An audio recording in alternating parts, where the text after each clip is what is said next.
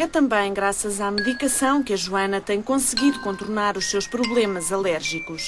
A dificuldade em ultrapassar as constipações levou os pais a procurarem um médico. Hoje sabem que a Joana tem suscetibilidade para desenvolver alergias que se revelam sobretudo associadas ao pó e aos ácaros. As reações alérgicas, a Joana começou a manifestá-las desde muito cedo. Ainda bebê, por volta do ano e pouco, começou a ter manifestações cutâneas sistemáticas, em simultâneo com algumas dificuldades respiratórias, sempre que se constipava,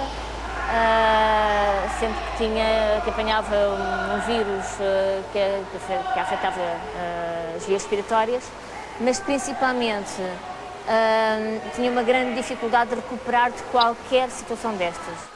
As crises alérgicas não são tão frequentes, não são tão frequentes nem tão graves.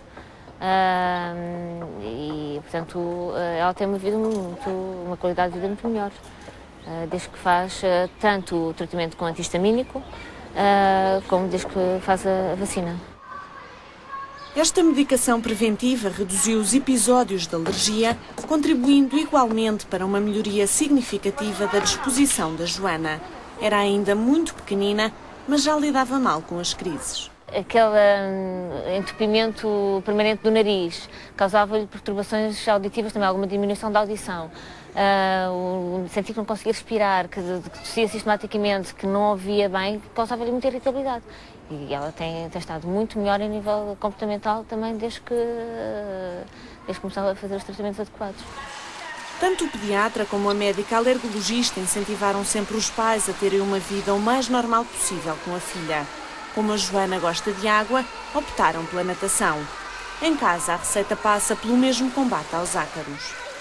De imediato, tirámos tudo o que era pelúcia do quarto, tapetes, tudo aquilo que pudesse acumular pó e, portanto, facilitar a proliferação de ácaros. Portanto, em termos de casa, foi o que fizemos. E depois procuramos que ela faça o mínimo tempo em casa, fechada. Procuramos que ela faça uma vida ao ar livre. Já se sabe que os problemas alérgicos não têm uma causa específica, mas sim várias. No caso da Joana, o fator hereditário tem muito peso. A história familiar foi logo despistada nas primeiras consultas de alergologia. A Joana herdou, tem uma herança relativamente às alergias. Portanto, o pai tem alergias também do foro respiratório e cutâneo, e, portanto, era altamente provável que a Joana viesse a herdar essas mesmas alergias, o que aconteceu. De certa forma, esse fundo alérgico que a Joana tem é ainda superior do que aquilo que se esperava em termos dessa herança genética. A poluição ambiental é também, cada vez mais, apontada como um dos possíveis fatores desencadeantes da alergia. Uma doença frequente nos países industrializados que deteriora e muito a qualidade de vida de qualquer pessoa. Se para um adulto a alergia é difícil de suportar, para uma criança torna-se ainda mais doloroso viver com as limitações que decorrem da doença.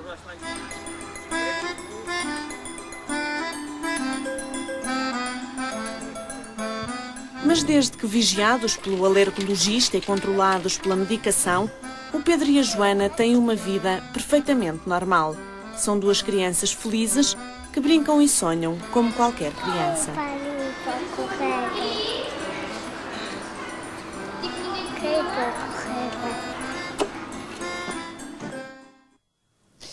Dr. Luís Pinheiro, por que aumentou tanto este número de crianças com alergias? Eu penso que um dos fatores mais importantes é, sem dúvida, a poluição ambiental dos grandes centros. A poluição essa não só pelos gases dos automóveis ou das fábricas, mas também essa poluição fez uma modificação, por exemplo, nos pólenes, nas poeiras, com a falta de espaços verdes, tudo ajudou a que, de facto, aumentasse o número de crianças alérgicas. As alergias alimentares também são importantes neste aumento da população infantil com mais sensibilidade e suscetibilidade à alergia?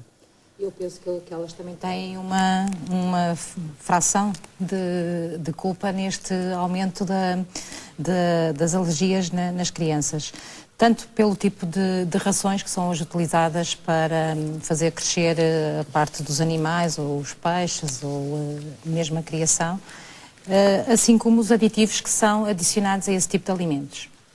Eu penso que, além dos clássicos, que são mais ou menos conhecidos, que podem realmente ser causa de alergia, penso que é mais o tipo de aditivos, como os conservantes, como os corantes, como o outro tipo de conservante que é responsável realmente por esse aumento, e cada vez há um consumo maior até de alimentos já pré-confeccionados, ou pré-cozinhados, ou prontos a cozinhar, o que obriga a um aumento do tipo de aditivos para fazer a conservação desses próprios alimentos. Também tem sido apontado o sedentarismo como um fator que agrava as alergias, como também é um fator importante nas questões da obesidade. Um estudo recente revela que as crianças portuguesas veem em média 3 horas de televisão por dia. Isto é de facto um problema grave em termos de obesidade. É um problema grave. Pois, o sedentarismo é a outra das cotas que entra para as causas, para o aumento das causas da obesidade infantil. E o sedentarismo porque as crianças estão, ou porque estão muito tempo na escola e as escolas não têm hoje tanto ginásios ou pavilhões onde as crianças possam realmente haver um aumento da ocupação dos tempos livres, e elas vão ocupar os tempos livres depois em computadores na própria escola, isto porque têm que ficar lá, uma vez que a carga horária também dos pais não permite que vão para casa mais cedo.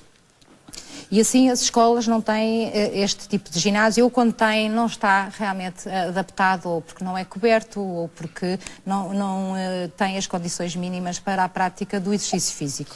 Eu só queria referir, por exemplo, que acho que é positivo e acho que seria um exemplo a seguir, em relação à consulta de obesidade infantil do Hospital São João do Porto, que tem penso que será um acordo com a Faculdade de Motricidade Humana, onde 2 ou 3 vezes por semana as crianças que frequentam aquela consulta e que possam, têm uma ocupação de tempos livres de aumento do exercício físico, porque é muito importante o exercício físico no combate à obesidade, ao excesso de peso. O que não seria necessário se nas próprias escolas houvesse tempos de exercício físico que fossem suficientes.